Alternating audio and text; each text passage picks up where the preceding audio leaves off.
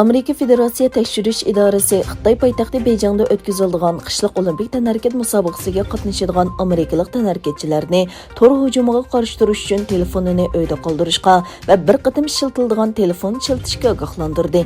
Egilanishicha, Federatsiya tekshirish idorasining yozma bayonotida Beyjingda o'tkaziladigan qishliq olimpik tanarkat musobaqasiga qatnashadigan tanarkatchilarga tor bexatarlikka ogohlantirish berilgan. Kreml sarayı Rossiya prezidenti Vladimir Putin va Xitoy raisi Xi Jinpingning Beyjingda o'tkazilgan qishliq olimpik tanarkat musobaqasi mezgilida ichildigan yig'inda bexatarlik masalasidagi o'rtaq ko'z qarashini e'lon qiladiganligini bildirdi. Kreml sarayining tashqi siyosat maslahatchisi Yuriy Ushakov bu vaqtdagi bayonotida mundaq dedi: Xitoy bilan xalqaro munosabatda yangi davrning kirishi to'g'risidagi birlashma bayonot tayyorlandi. Bu bayonot Moskva bilan Beyjingning bexatarlik qatorliq masalalardagi o'rtaq ko'z qarashini aks ettirdi. Amerika prezidenti Joe Bidenning Sharqiy Yevropadagi NATO davlatlariga 3000 askar avatishni tasdiqlaganligi o'tirib qo'yildi. 5 burchakli binoning bayonotchisi John Kirby 3000 Amerika askarining Sharqiy Yevropaga avatilganligini, bulardan 2000 kishining Polsha va Germaniyaga, 1000 kishining Rumaniyaga avatilganligini dalilladi. Shimoliy Atlantik Ahdi tashkilotining bosh kotibi Jens Stoltenberg Amerikaning Germaniya, Polsha va Rumaniyaga qo'shimcha askar avatish qarorini qarshi oladiganligini aytdi.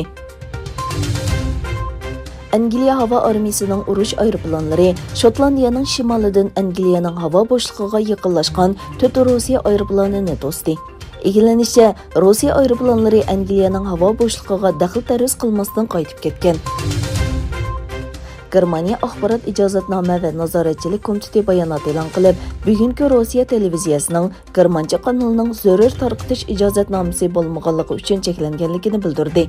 Egilanishicha, YouTube o'tgan yil sentabrda bugungi Rossiyaning german tilidagi ikki kanalining hisobotini mangulikda qilayotgan. Angliyada ilib berilgan eng yangi tadqiqotga qaraganda, klimat o'zgarishi o'simliklarning o'rta hisob bilan bir oy baldur chechaklanishini keltirib chiqaradi ekan.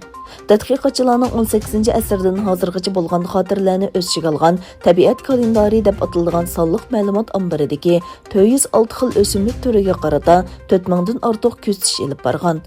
Natijada o'simliklarning baldur chechaklashi bilan yer sharining temperaturasining o'rilishi o'rtasida kuchli bog'lanish borligi bayqalgan. Xalqaro kishilik huquq federatsiyasi, Xalqaro Tibet harakati va Dunyo Uyg'ur qurultiyi qatorliq 3 tashkilot Yevropa ittifoqiga xat yozib, uning Tibet va Sharqiy Turkistonda kishilik huquqni dafsanda qilayotgan Xitoy amaldorlariga qarata jazolash tizimligini kengaytirishni talab qilgan.